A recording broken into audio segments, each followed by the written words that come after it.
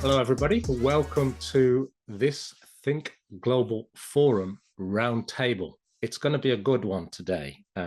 It's all about Flight Club. And with Flight Club, we definitely want you to talk about Flight Club and not talk about it like a certain movie of another name. I'm joined by a wonderful panel today, but before I let them introduce themselves, I just want to cover a couple of quick things. We're going to have a presentation to begin with, all about Flight Club, all about strategy. We're going to touch on, of course, AI, the topic that everybody's hearing about and talking about and have opinions about. And then after the presentation, we're going to have a real debate between the panel experts here today that you can see on the screen. Following that, you'll have a chance to ask some questions. And I just want to let you know that you can just drop a question into the questions tab here, the Q&A tab, and we'll do our best to answer them at the end. I can't promise we'll get to all the questions. We normally have quite a few to get through, but we'll do our best. And of course, by being here today, we thank you very much indeed for your time, whether you're here live or you may be watching this on a recording. Thank you for being part of this Think Global Forum Roundtable. So let's introduce you to the experts today. Let's start with Minnie. Hello, it's amazing to be here. I'm joining from Istanbul, Turkey. I'm the founder of Happy Work Studio and Stardust, and I have been in the remote workspace since 2012. I'm a thought leader and a pioneer in creating the awareness about remote work, digital nomadism, and I'm just really happy to be here to be part of this conversation. Thank you so much, Minnie. It's great to have you here, and I'm sure you'll bring that real human and this new way of working to our conversation too. Derek, can I go to you next, sir? Sure. Hello to you all. I'm joining you from London. My background is in localization specifically. I've been working in the field for about 20 years, both on the vendor side and the customer side, the buyer side. So I sort of sit between both. And this year I decided to step out on my own, create a consultancy to offer some guidance and help in the sort of field with all of the changes we're seeing with AI and hopefully being able to help companies scale up and get to those new markets. So yeah, lovely to join you all and really looking forward to talking. Thank you very much, Derek. And of course, our presenter today, Doyle Buehler, a bit of a military aviator turned sort of AI expert and entrepreneur. Doyle, give us the full intro. Tell us a little bit about who you are and what you're going to be talking about today. Yeah, thanks, Simon. Appreciate that. Yeah, look, I've been around for a while, so ex-military from way back, 30 plus years. But it kind of has sort of formulated how I've grown as a founder over the years since about 2002. So creating some startups across Canada and around the world, and then landing out over in Australia. And I've always been about how can we actually formulate a solid strategy to kind of make things work. I'll get into more a bit about it later, but one of the ways that we're doing that now is how can we combine sort of the exciting, stressful world of aviation with the energetic, stressful world of business. And that's what we're actually going to be talking about is how do we combine those two, because they're very, very similar when you actually take a step back and look at it. So we're going to explore that and then how we can use those concepts into developing some phenomenal AI tools to help you with that process as well. So looking forward to it. Couldn't be more on topic, Doyle. We're definitely interested in learning about the latest business thinking, strategy for growing businesses, whether it's local markets or internationally. And of course, AI. I know you're going to be talking about AI wingmen and a few bits and pieces. So let's get into it if it's okay. Doyle, if you want to start your presentation, we'll sit back and listen and watch, and then we'll jump back in as soon as your presentation ends here with us live and with our audience watching, and we'll ask a few questions. So over to you, Doyle. Sounds good. The mighty and powerful and inspirational world of aviation. Like I said, I've been part of it since going back to the late 80s and that sort of thing. And it's always sort of been how do we actually present something that's a little bit different and tells a story and sort of shows us what we can actually do with it. And that's sort of been the goal of that. And that's where we're talking about, you know, what is Flight Club? And there's a few things that I want to go through. And we'll separate these into that aviation side of things, but talking about different flight levels, getting us there, making sure that we can actually move forward. And so we're going to go through some different elevations of aviation and business as well. Like I said, I've been a founder, an entrepreneur, consultant since 2002. So I've seen a few things. I've put a few projects together and that sort of thing. But the background comes from ex-military pilot for Canada. Back in the late 80s and 90s. But anyway, building one of the top 40 fastest growing companies in Canada, and that's how I landed out in Australia, expanding it into the US, into Europe, and then into Australia as well, and the #1 fastest growing company in the province, and working with Fortune 500 brands in advertising and agencies, and author of multiple books as well. What we want to do is talk about, you know, why most executives and founders crash at, you know, at altitude. It's not because of strategy, but because of forces that they cannot see. And because no one's flying with them, right? We're all on this solo mission, and whether you're a team of founders or an executive in a multinational business, right? We all kind of fly alone, and that's really why Flight Club exists. It's how can we actually change that, and what do we need to be able to do to do that, to change that whole mindset and that sense of beliefs and that sort of thing. We don't need, and in terms of the Flight Club, I mean, we all kind of get the joke. I do have some rules of Flight Club that I am going to go through in a second, but we don't need another secret society, right? What they do need is what we call a squadron that talks about what matters: drift, drag, and sink. And these are things that happen in business every single day that we don't actually see. Sometimes we have a sense of it, but we haven't necessarily been able to articulate and call it out for exactly what it is. And I'm going to take you through this whole sort of flight path system that allows you to see that, to develop the rhythm, to reflect on what we're doing, to do this formation flying, that really kind of brings up the senses of what are you doing and how are you doing it and how are you accomplishing things, and that sort of thing. So it really moves us forward in what we want to be able to build and grow as business founders and executives. So the first rule of Flight Club, I'm not going to go through all of these. You always talk about Flight Club, right? So we're throwing that one out the window to say, guess what? Every signal you publish spreads your story. Silence isn't strength, it's sinking. So we want to make sure that we kind of take that mantra to say, hey, let's talk about it. Let's bring it out into the open. Let's recognize this drift and drag and sink that I'm going to talk about. But a pilot never flies blind, and neither should you in your business. Your business cockpit is what we're building here, and that's what actually gives you control. So we need to continue that conversation as well. And again, there's a whole 8 different rules, but I'm not going to go through it. But if you want to screenshot that, or we can publish those later as well, just to kind of tie in what it is that we're trying to accomplish here. But if we look at rule #1, that's what we really want to be able to do. And as I mentioned, there's in aviation, and as an aerospace engineer and a pilot, like you see this every day, but you don't actually necessarily recognize it or acknowledge it. And it's no different in business. And what is drift? It's invisible slide away from your course, like we set a trajectory in aviation and in business. But do we always get there? And that's the question that we have to ask, is how do we make sure that we get there? Or we do have some drift, because guess what? That's part of the chaos of business. But what can we do about it? Likewise with drag, tasks that slow you down. You know, you feel like you've got the parking brake on, you're sitting there at the end of the runway ready to take off. You push the throttle forward, but it's like, I'm feeling some drag here. And we feel that in our everyday business too. It's like you've got that sense. If you've been in business for a little while, you've got that intuitive sense of, I'm drifting off course. I'm feeling that something's slowing me down, and I also feel that I'm sinking.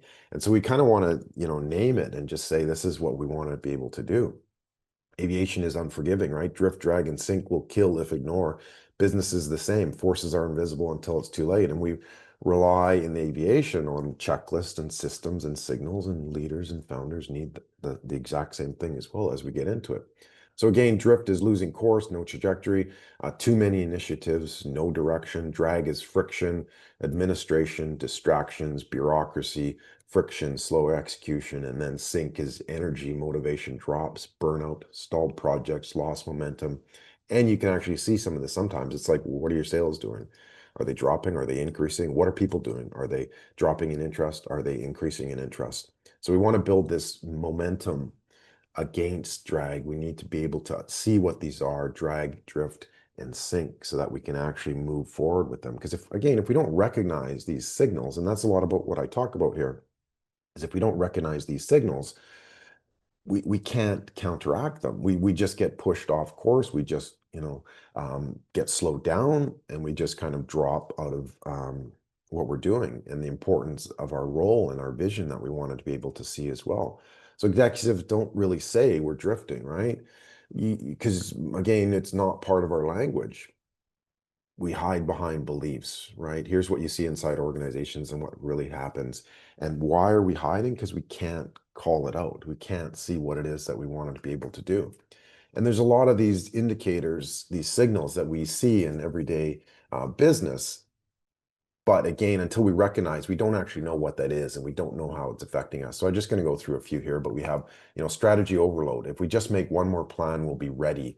Endless offsites, strategy decks, and frameworks are a comfortable shield against committing to action, right? These are illusions. More plans doesn't equal more progress. What are you actually doing? You're drifting. What do you need to do? Focus. Quick wins that build credibility and career momentum. Another hideout, titles and hierarchy. That's below my pay grade. Leaders hide behind the org chart to avoid accountability or tough calls. What is that? Well, responsibility drift kills accountability. And so we're drifting again. Meetings and committees, that's drag, right? Meetings without decisions equals circling. That's drag, right? You can orbit around an airport when you're preparing for landing, that's okay. But if you're doing that constantly, that's drag, that's slowing you down. And then firefighting is one of the big ones that we've probably heard the expression of that as well. At least I'm working hard, right? I'm busy, I'm doing things, right? It's this constant crisis mode that creates motion but no altitude, right? Burning out teams and masking lack of foresight and that sort of thing. So busyness equals turbulence, not altitude. Doesn't mean you're actually getting more done. And that's how we want to structure it, is how do we get actually more done? That's sinking. So what do you need to do? Foresight beats firefighting. Get more energy, get more focus, get more recognition as well. And that's what we want to do. So we need to be able to recognize these symptoms of what's going on in our business, in our world, and in the things that we're leading as well. Because if we can't see it, we can't act upon it. More dashboards don't make you smarter. Better signals do. And of course, a wingman. And I'm going to go into a little bit more of this as we get into it. But understanding what signals are and getting, in this case, getting AI to help us understand these signals, that's a key ingredient of how we can actually pull Flight Club to say, this is how we need to operate. This is like the operating system that we can actually use to help us smooth the turbulence, to help us understand the chaos. And if we take our signals, right, and we do this on a regular basis, a daily basis, and we understand, okay, well, what's actually important here? If we can do that, get that signal on a daily basis, could we actually focus more? Could we actually get better things done?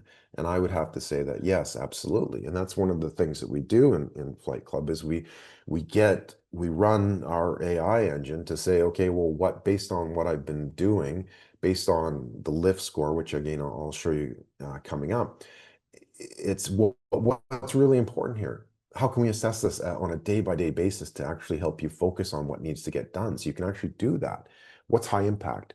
What's low impact? What's high build, slow build, right? So if we can see it again, if we can see the signals from the work that we're doing, is that not going to help us out?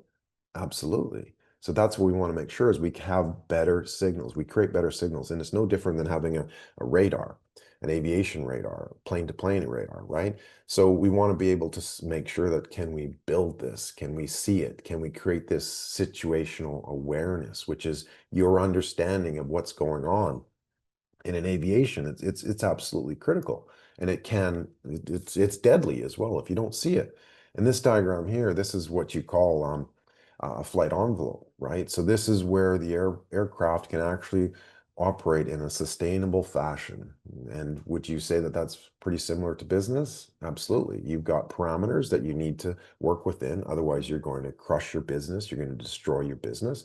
It's not going to fly anymore. It's not going to be able to even take off, right? So we highlight that in engineering, and then as a pilot, you see where are these limits?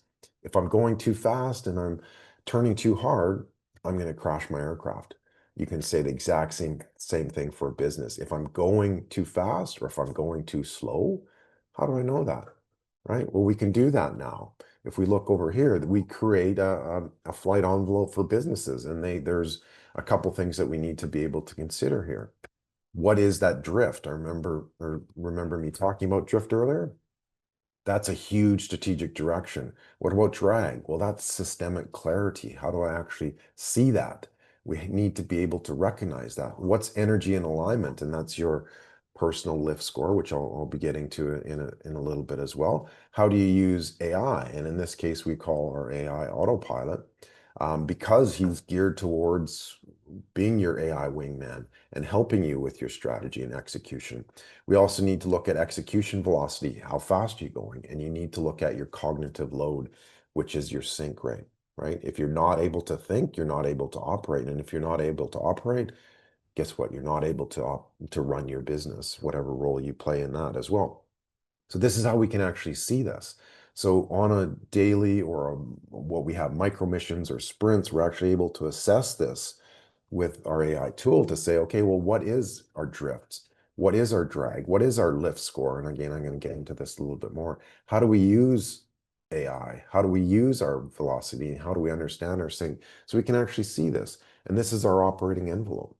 So we can expand it out to make sure that we're ultra efficient. We can close it down if things aren't moving in the direction that we want. So we're going to have this feedback loop of what's going on, what signals are ultimately really important here. And that's how we can visualize. Again, part of, in a working from a cockpit is you can see it. It's all right in front of you. And I'm not talking like business dashboards, because we all have those. We have KPIs and we have, performance objectives and all that kind of stuff. But does that really tell you how the business is operating? Not necessarily. It gives you an outskirt of some things that are important to measure, but can you actually build a business if all you're focusing in on is certain aspects of operational stability or sales? No, they're all interconnected, and we need to be able to see that, to understand that, so that we can move forward as well. And one of the exercises that we do in Flight Club is to measure, okay, what lift are we producing? And this can be done on a daily basis, or this can be done on a weekly basis, or I like to work in 10-day micro missions. So everything is kind of set for that next 10 days up to our 100 days. But we look at leadership, we look at initiative, we look at focus, and we look at trajectory. And I'd love if you've got a chance, you can actually go and try it and a lift score on your own to say, okay, well, where am I right now? And it gives you some criteria of what's going on with leadership, what's going on with your initiative, what's going on with your focus, and what's going on with your trajectory. So if you're able to check in with your formation as part of Flight Club to say, okay, what's going on today? These are my lift. This is my lift score. You can actually see it, and then you can start to extract the signals. What is my performance changing? What am I working on aggressively and not so aggressively? What am I being assertive on and what not? And that sort of thing. So it allows us to fly information with other business leaders, with other founders, with other people within our business, and that sort of thing. And a formation flies faster and further than a lone aircraft.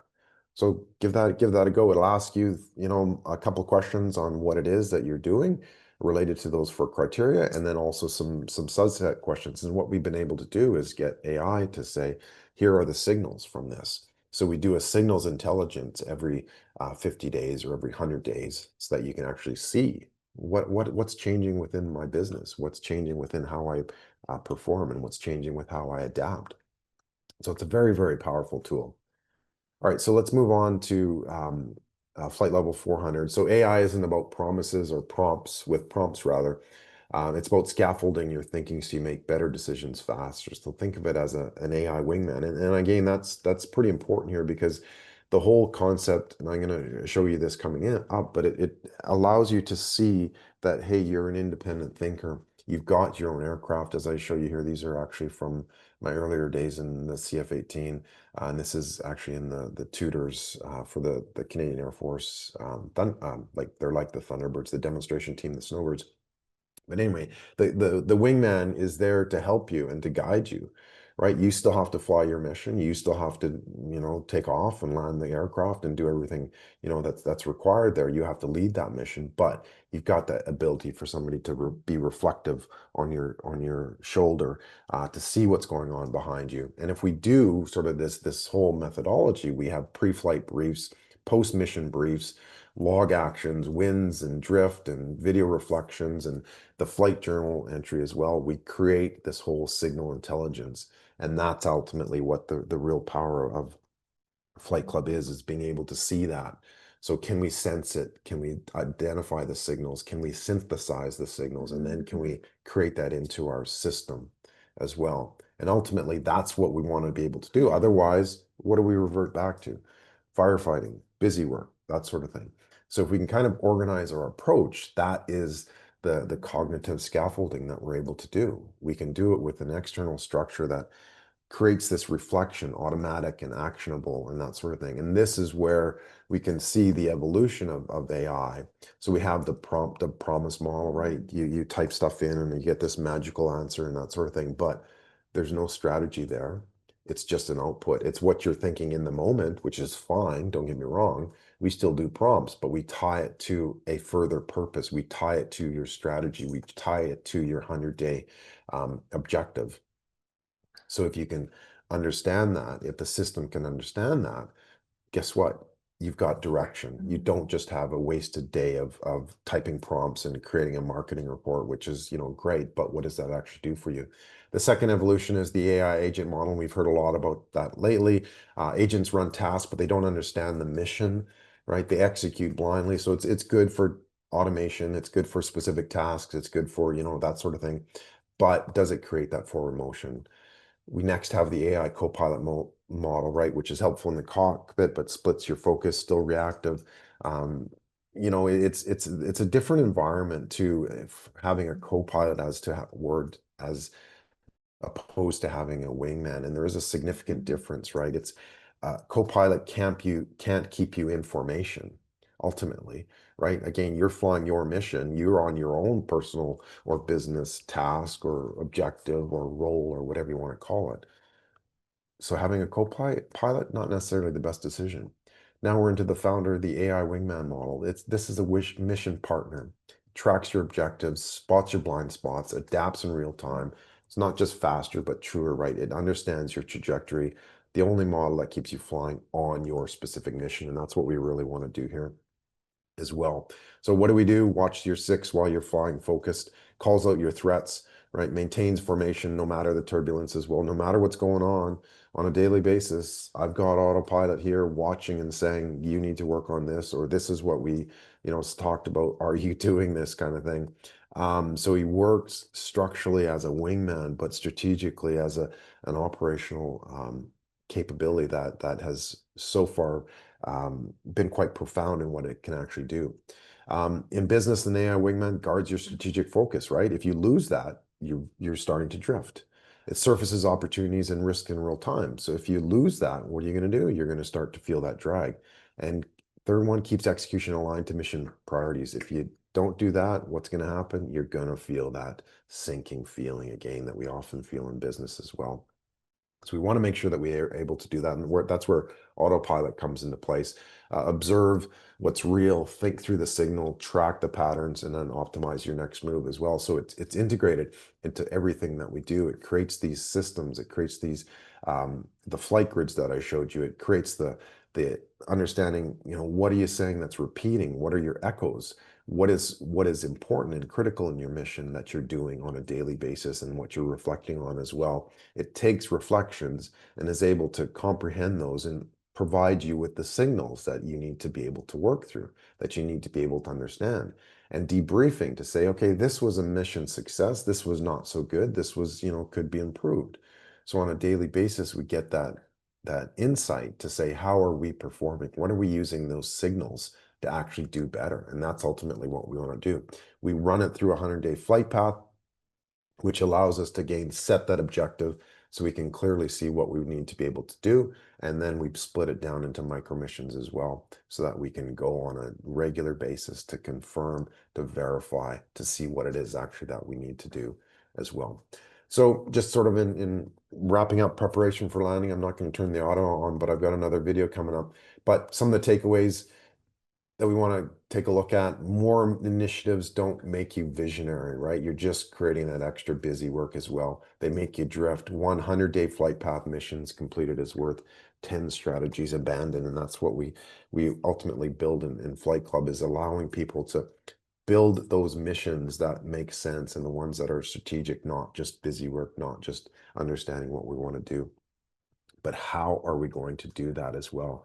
So hopefully I've given you a framework to see these hidden forces: drift, drag, and sink, awareness of your own executive hideouts, what we actually blame, what we kind of hide behind. So if you can see those, start to see those, then that's sort of, you're making progress as well.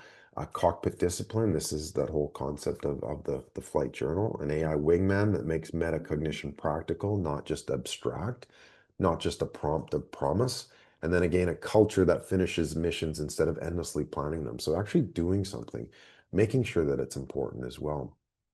And again, try your own lift score. I'd love to see, and if if you do try it, you just enter your details, and then I can send you a signals report as well that allow you to kind of measure this on a regular basis as well. So couple questions to ask: which of the 3 forces is strongest? And I mean, this could be part of our question and answer as well, but something to talk about as well. Which of these 3 forces is strongest in your organization right now? Drift, drag, or sink? Which of these hideouts do you hear in your own meetings? We need another initiative. That's not my role. Let's have another meeting. Which one is yours? At the start of today, did you write down your top 3 priorities and the single action that you'll actually move the needle on? That's what we do every day in Flight Club. If not, you're already flying without a checklist. So sometimes we start a little bit just, hey, let's go flying, right? Which is something fun to do, and it's exciting and interesting, but ultimately we're on a mission. Not every day has to be 100% mission either, right? You've got that ability to be flexible in what you do, and that's one of the cool things of, Mina was talking about being a digital nomad. So you have that flexibility, but whether you're in a corporate office as well, you still have that capability to understand what you need to do. And that's why I like to use this situational awareness, because that implicitly implies that you know what you're doing. This isn't a step-by-step instruction: do this, then do that, and do this, and followed by that, right? This is more of an understanding of, you are your pilot in your mission, right? And so you know what that mission is, and you know what you need to do, but how you do it, you've got that flexibility. And if you have these tools, if you have that understanding of what it is that you need to be able to do, then you can actually do that. So I've got an upcoming Train Your AI Wingman as well. I'm going to go a lot more into detail. I have had this one scheduled for a number of weeks, but how to actually use autopilot on a regular basis, and going through the structure and that sort of thing, which is really ultimately important. And then this is, to close things off, this is sort of your final check-in and overhead break to landing. It's a fun little maneuver, but really what it means is that you're flying on mission, right? Everybody's flown commercial airlines, right? From wherever, Sydney to Munich, or whatever the case may be. It could be a super long flight or super short flight. But the point is that coming in, like, the pilot will announce, what, half an hour? Oh, we'll be landing in half an hour, kind of thing. Make sure you fasten your seatbelt and put your chair in upright position and all that good stuff. In business, that it's not as casual as that, right? It's like, when you're landing, you fly right to the airport and you do this overhead break right over the runway. So the intensity is super critical to be able to make sure that we maintain that consistency. We maintain that tension as well throughout that whole process. So we get to our destination. Now we can land. So we do our 100-day flight path rather, and now we can land. Right now we can circle back and do a quick landing. So we can continue that mission for the next one. So the next little time we need to do our 100-day flight path, that's what we're able to focus on, and that's what we need to be able to do as well. So we didn't go through all the rules of Flight Club. Obviously, that would be a very super long presentation, but we talked about the first one, and that's really critical here, is what do we need to be able to do next? Well, We need to ship a signal every day. We need to look at our visibility as velocity. We need to make sure no founder flies alone or executive.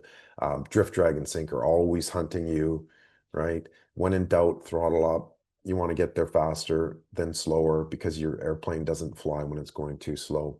When in doubt, throttle up. As I said, build your cockpit before you build your funnel. And then the mission is simple: broadcast, build, and scale as well. So I'd like to wrap that up. Love it if you could take the lift score as well. And I'll leave it off to Simon and the great panel we have. Well, thank you, Doyle. Great, very interesting. I think it's the first time I've seen AI and flight sort of coming to life, and I think seeing some of the sort of your experience as a military aviator and how that's influenced your thinking here, and continued success, obviously, with flight path and everything that you're doing there. And we do encourage people to take the test. But I want to bring our expert panel in now to get some takes on this. And Mine, I've got a question for you, but I'm going to go to Derek first because I've got something that I want to ask you specifically. But Derek, can I ask you about this drift, drag, and sink? I think it makes a bit more sense to everybody now. This invisible slide, task slowing us down, this loss of altitude that Doyle was talking about. You must see this a lot in business. You've probably seen it a lot in localization. And of course, we have the AI impact. What are your initial thoughts on what Doyle's presented here? Anything that sort of sparked some thinking for you? Yeah, definitely. I think quite a lot of it touched upon the founder's journey as well, especially for myself. It was like really reflective. I was like, okay, this is something I need to think about even now still. So it's very prominent. And then I sort of, as I was thinking about it more, like the drift aspect, the drag and sink, it definitely falls into a sales cycle. You've probably been in that essence. You start off on the same page. You think you're sort of, with a new customer or you're a new vendor in place, and you may not be totally aligned, but you think, okay, we'll keep going. We'll keep like measuring the success as we go along. And then you get into a drag situation. You feel like, actually, we're sort of now in a bit of conflict here, and it's not quite lining up the way we'd like it to, but you continue anyway, and you put more pressure on the environment to sort of produce results. And then, eventually, sadly, some of those deals sink, but then you're always trying to recover. You're always trying to bring it back from the brink and be like, okay, we can definitely deliver on this. But with the right sort of strategy in place, pointing these things out from the outset is really where I think the value is here. Having that proper like development conversation at the beginning gives you that sort of focal point to drive forwards as a group. And so that, Doyle, this is really, really like poignant information. Hopefully, Simon, I got that right there. But yeah, it's nice. Yeah, and I think what Doyle was saying as well, I liked when he said about not necessarily the standard reports, not the KPIs that we all know and love, that we're all looking at all the time. It's more about this radar approach. And Mine, if I can come to you, any thoughts on that, of course, are welcome, and the presentation as a whole. But I also wanted to touch on the thing that sparked when Doyle was talking he was talking about communities and squadron building, and he was also talking about formations fly faster than and further than a lone aircraft. And you're kind of involved in digital nomad communities. I know you're busy with a festival at the moment and doing something quite unique. Any thoughts on what we've been discussing so far? So I've been taking notes as Doyle was mentioning those, because recently, just last night, I also gave training a session at Hacking HR for the HR directors about how to build a flexible culture. And most of the things that I was talking about is just like, so relevant to this conversation about like, meetings, how to have a better radar instead of like, having rules, just defining those principles so that people know naturally how they should be behaving. Because we see like, and I asked them, all the HR directors in the training, ask them what the biggest problem that they are facing in their organizations, and they say trust. And why trust? Because they don't have the radar, because they don't have the clear direction. So people are just like, going everywhere. And because they don't have a clear direction, then leaders start micromanaging. And as Doyle was saying, leaders are really the key. So if you don't have the leaders being trained, if you don't give them that direction, if they don't have this flight path, then they get lost because they have the daily tasks that they need to do, and they're trying to take good care of their teams, but at the same time get that pressure from the above. And if there is no strategy, if there's no a path that they should be going through, then everything fails. And the community, the power of community, that's what's glues people. That's the culture is the glue.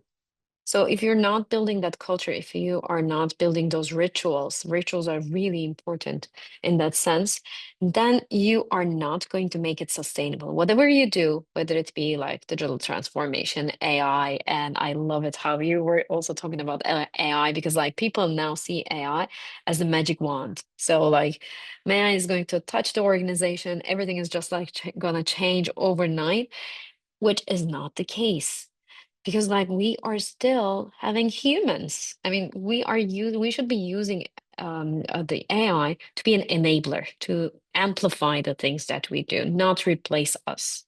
So leadership, the teams, they need clear directions. They need that extra support to build those communities. We need the power of community. I tell every company that I'm working with that you are as powerful as your community is.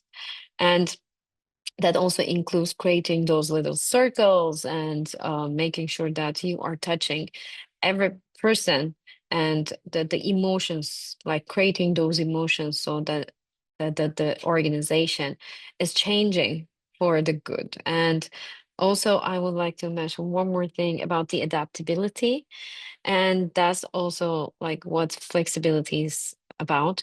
If you cannot adapt, I mean, the change is evergreen. Like we will be seeing like 10 years ago, it was agile, the Kanban, all those like new things, digital transformation. Now it's AI. Next year is going to be something else, remote work, whatever the change is.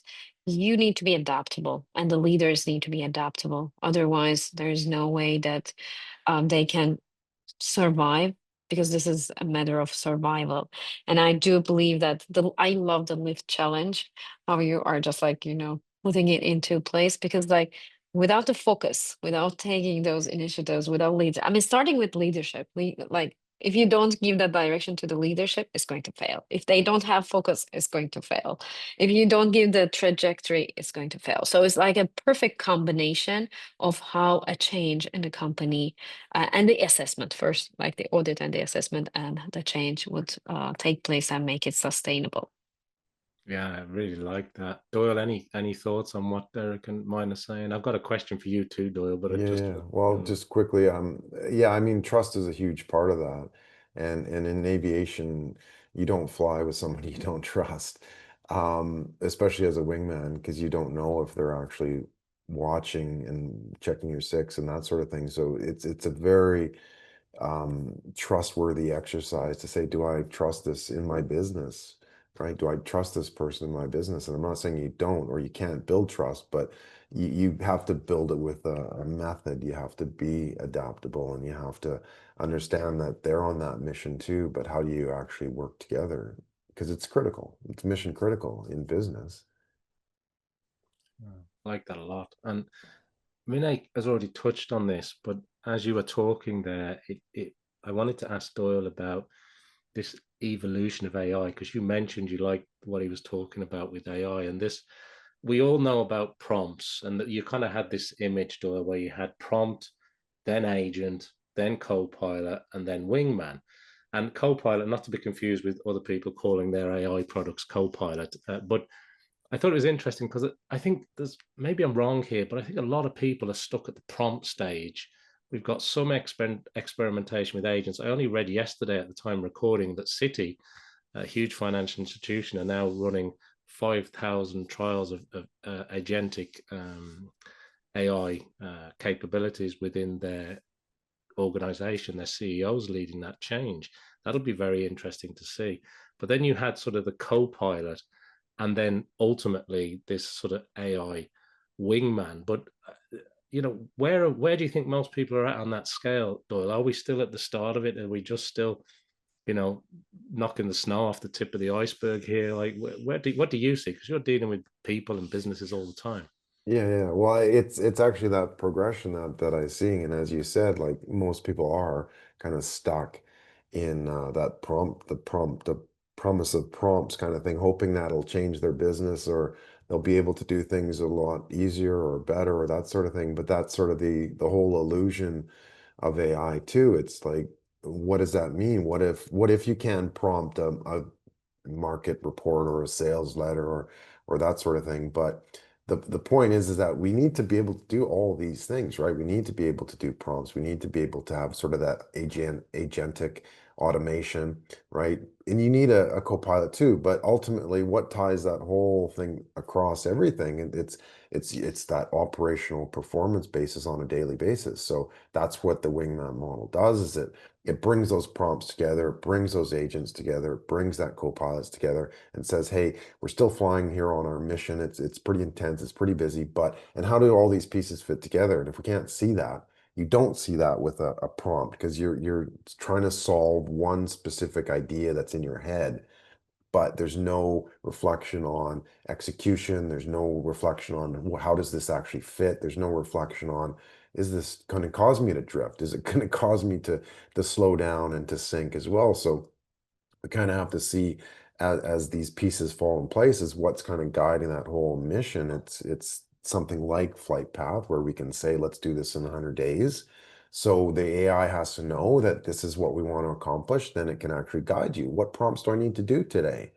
Right? You might be prompting on day 2 what you don't need until day 99, and I've done that too. It's like I'm way ahead of this. I need to slow down. I need to get back to what's important for this day, for this micro mission.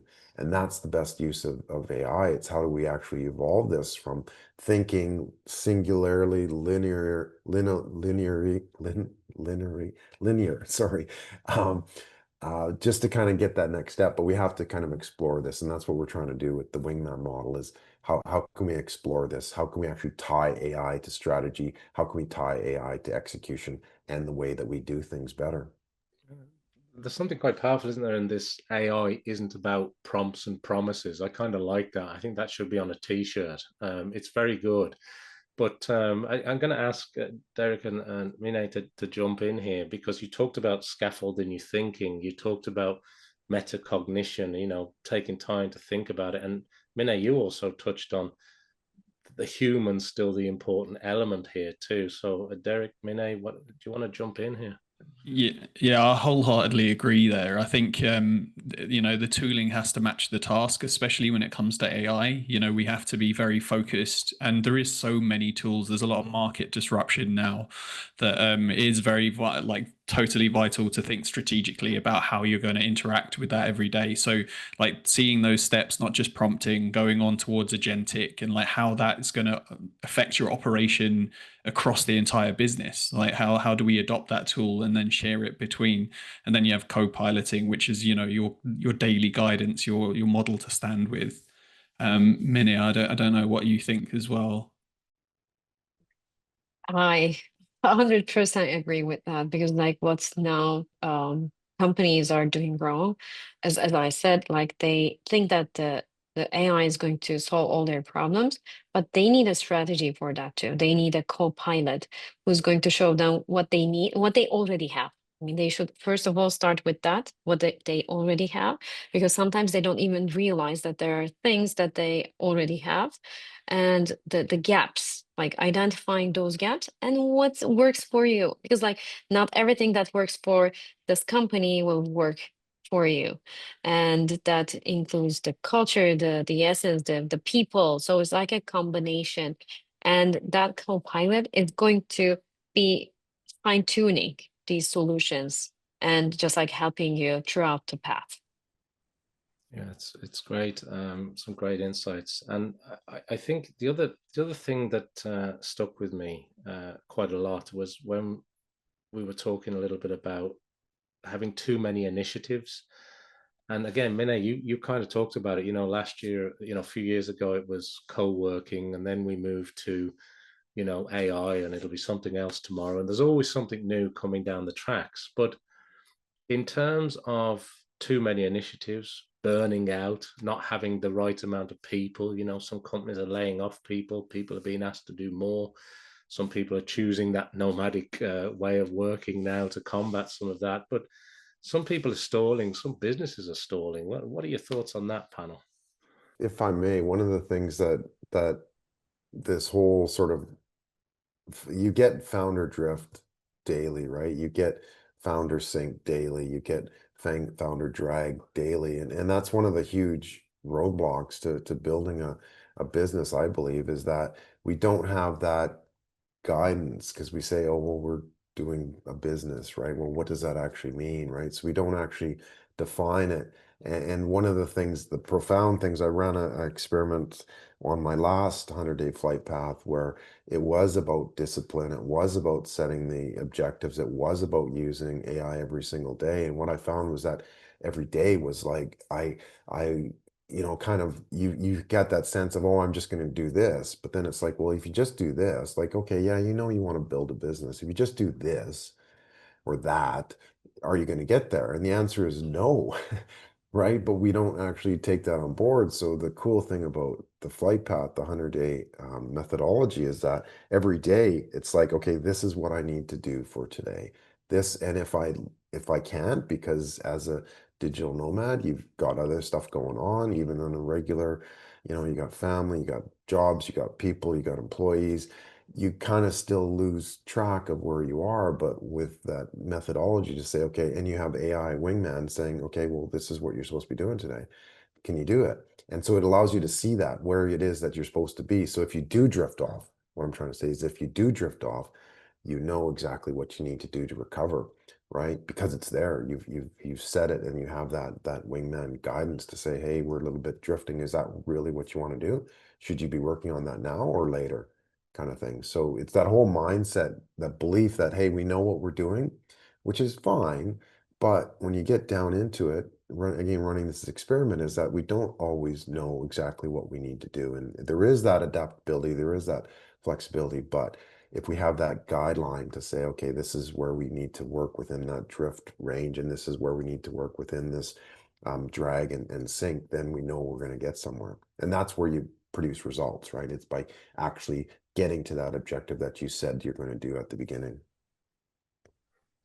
So the companies now, I mean, I would like to comment about the stalling and because during just right after the pandemic, we seen a boost in the available jobs for the companies, like especially the tech companies that allowed like remote working solutions.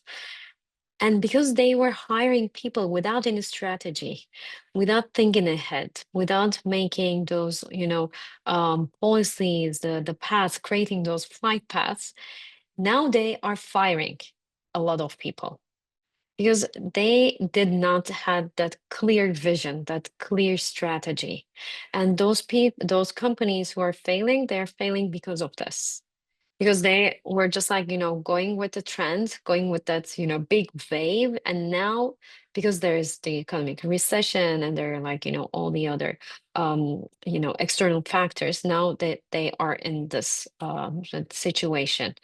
And what I would also like to mention, and there's also one question in the Q&A about, you mentioned leaders and trust. Have you heard of any good real world examples or strategies or training for those leaders struggling with it without a clear flight path? So I would like to combine that with that question. It all starts really with the strategy. It all starts, I mean, like, think about the flight. Like, when you are on the flight, if you're a pilot, and it's just like, you don't have any route, you don't have a clear path. And you just like, you just know where you are going to land, but you don't have a clear route. You will crash. Maybe you will run out of gas. Like this is, you have to plan ahead. That's number one thing. And two, about the training, we recently started a new leadership training. It's well-being focused. I mean, well-being for leaders. It's called Retouch. And we are doing an assessment, well-being assessment at first. And the reason why we're doing that is because like all the leaders, they need that the well-being supported, focused training path, because otherwise they will be burned out. I mean, what we see in most of the companies right now, and all the Gallup and all the other survey, they just show us that most of the people in the workforce, they are so stressed. And that's the number one thing now we have. Why? Because as Doyle was mentioning, the workloads, the meetings.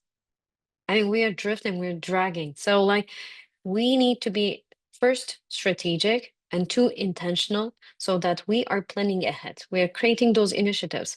I mean, companies start just like creating those initiatives out of nowhere. Everything has to be in line with the strategy. And those initiatives have to have milestones, the real path, so that they can put it into action. I'm just going to add to this point here. I think there is so much like AI related training for to use tools now. I think that there needs to be another piece on AI training for for management and strategy on how to apply those tools, how to like make everybody feel confident in what the business is trying to achieve by adopting this technology. It just makes those people feel secure and they're going towards something together, which sometimes is sort of because we're so, we want to bring AI to the fore and we want to use all those tools and adopt it, but we sort of don't back it up with the proper training that you might need to sort of make this viable usage and support. Excellent point. Sorry, Doyle, you're going to say something there. Yeah, I was going to say to the point that you kind of set your mission and that sort of thing, and that's something that we don't do a lot in business, unfortunately. Like you don't go to, I don't know anybody who just goes to an airport and says, I'm going to, travel from Prague to Madrid or something like that, Prague to Istanbul. Right? You go to an airport knowing exactly where you're going to go. But yet in business, we don't do that. We say we have a vague idea. It's like, oh yeah, I'm going to go to Europe kind of thing, or I'm going to go to America or something like that. But it's not specific. Whereas if you look at it, why isn't it specific? Right? You want a specific goal or a specific objective. So unless we know where that destination is, we're not going to get there. And that's a key ingredient here of Flight Club is to say, just to name it, this is what I'm doing. This is how I'm going to do it. This is what I'm going to measure.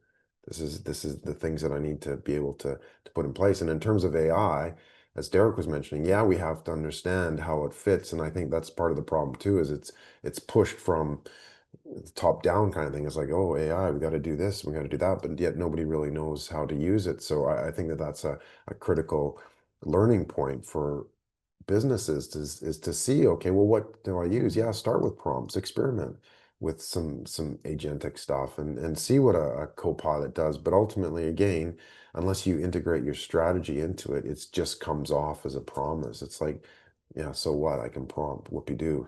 That's not going to help me get to my destination. It might keep me busy for the day, but that's about it. Fiona is with us in the chat. Fiona Walsh, good to see you there. And she just made a comment that she's a Microsoft Copilot trainer, really good. If you're looking for any sort of Microsoft or PowerPoint Copilot sort of training.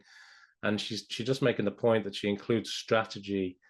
I'm including strategy in my sessions. I tend to do sessions with leaders and a different one for staff. So that talks to a little bit about what you were saying, Derek, as well. Maybe there's more training here required for different parts of an organization. I'm going to squeeze in one more Q&A from people who've joined us, because I do want to give our panelists a bit more time just to add some final thoughts here. It was addressed to you, Doyle, but I'm going to open it up to all of you, which is, you discussed the momentum engine. Could you elaborate on how outcome-first messaging and micro wins daily specifically can contribute to building and sustaining momentum within an organization? That's an interesting one. So outcome first messaging, I think I'll start with that. This is really important because, as I was saying, I mean, it's all about, you know, the outcome. So, I mean, and that outcome needs to be really given to, I mean, the expectation, let me say, the setting the expectation right is really the key, so that the outcome would fit what the expectation was. And that's why the outcome messaging and the micro wins daily is, I like to call it small wins, even when I'm coaching people, because people usually overlook those small wins. And I'm also a happiness coach, so I will bring that perspective here. It increases your dopamine because you feel like you did something, you just, you know, you're successful. And so, like, you know, focusing on those micro wins daily, micro wins is really creating, I mean, it triggers those hormones. It's just like, you know, even helping your brain to feel better, to feel more motivated to do more in your organization. I agree, and that sort of, it comes with the title, right? Leadership, leading in that sense, and being able to sort of give that information back to your team and saying, like, you know, this is a win. Like, take those wins, everyday wins. They're very vitally important to build up the sort of good rapport there. And yeah, it just makes you feel like you're achieving something as a group as well. So it's vitally important. Thank Yeah. you. And thank you to everybody who's put some questions to us. Listen, before we wrap up, I want to give our panelists a chance maybe to give us their final thoughts or anything new that maybe we haven't touched on. And also if they want to add a little message for anything that they're involved in that they'd like to bring to your attention. So maybe, Minay, can I start with you? Is that okay? Sure. So as a final remark, I would like to start with focusing on people. So everything needs to be designed in a way that is human focused. That's one thing. And two, I've been just underlining this since the beginning, but strategy. I mean, please do have your strategy at first so that you have a clear path, so that you know where you are going to. It's going to be your compass. And whatever you do, please do relate it to your company values, the culture, and the strategy. And three, just have a clear path, like the milestones and the time plans, so that people know what they are expected to deliver at what time. And so that you don't need the leaders to micromanage, because that micromanagement is going to kill the trust and also the motivation in the teams. That's such an important point. I love that. Thank you. Minay, have you got anything coming up that you want us to be involved in? Anything, any Yes. news? I totally forgot about it. So we are organizing a digital nomad festival in Alanya, Turkey, and between 14th to and 19th of October.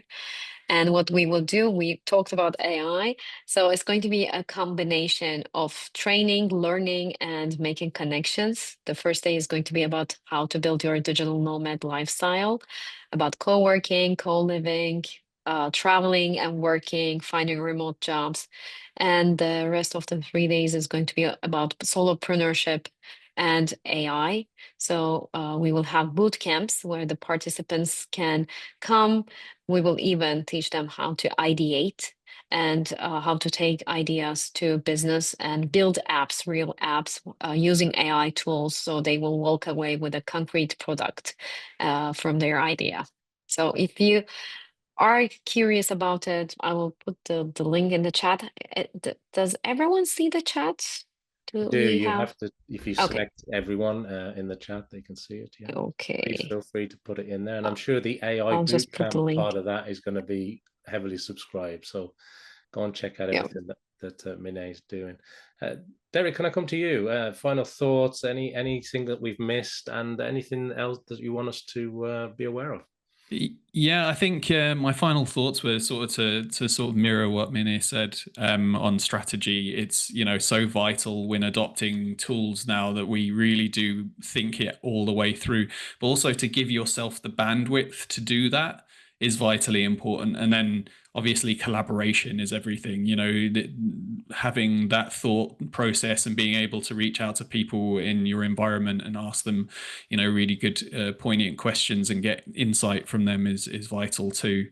And yeah, that's what I was thinking around. And as for what I'm up to at the moment, obviously my consultancy is up and running, and really enjoying the process of the minute of meeting as many people as possible. So I'm sure you'll be sharing my LinkedIn, Simon, and I'll be posting videos there all the time on new AI products I'll be testing out, sharing some insights on how those interact, and you might be able to adopt them, but also, look at, meeting with scale-up businesses to try and help them reach new markets and things like that. So yeah, a couple of interesting weeks ahead, and yeah, thank you. Appreciate for it. talking Thank today. you. Thank you, Derek. And of course, let's give the final closing thoughts to our pilot who's helped us land this one safely today. Doyle, anything you want us to consider, any final thoughts, and anything you want us to do other than take our Flight Club lift score? I've put that in the chat as well for everybody. Yeah, thank you. Thank you, Simon. Yeah, look, I always enjoy having these discussions, and ultimately, we talked about a lot of things, trust and community and accountability and that sort of thing.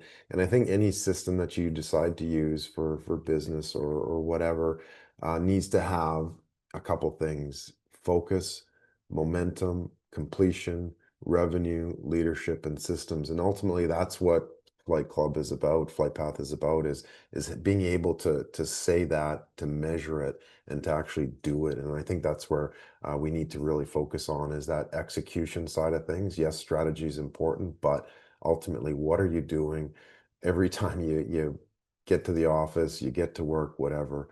Focus, momentum, completion, revenue, leadership, and systems. And if we can say that and then we can do it, we're going to make much better progress.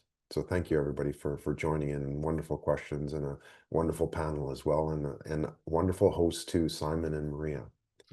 Well, thank you. Yeah, thank you to Maria and Daniela behind the scenes. We appreciate all your help. Thank you to our expert panelists today, Mine, Derek, and Doyle. It's been a great discussion, and do remember, finally, it's okay. We want you to talk about Flight Club. So go and check out everything that all our panelists are involved in. And we hope you join us back here for another Think Global Forum event. Join our newsletter, go to thinkglobalforum.org, be on the newsletter, because that's where you'll find out about in-person events that take place in multiple cities around the world. And you'll also find out about the next upcoming Think Global Forum Roundtable discussion. Thank you, everybody.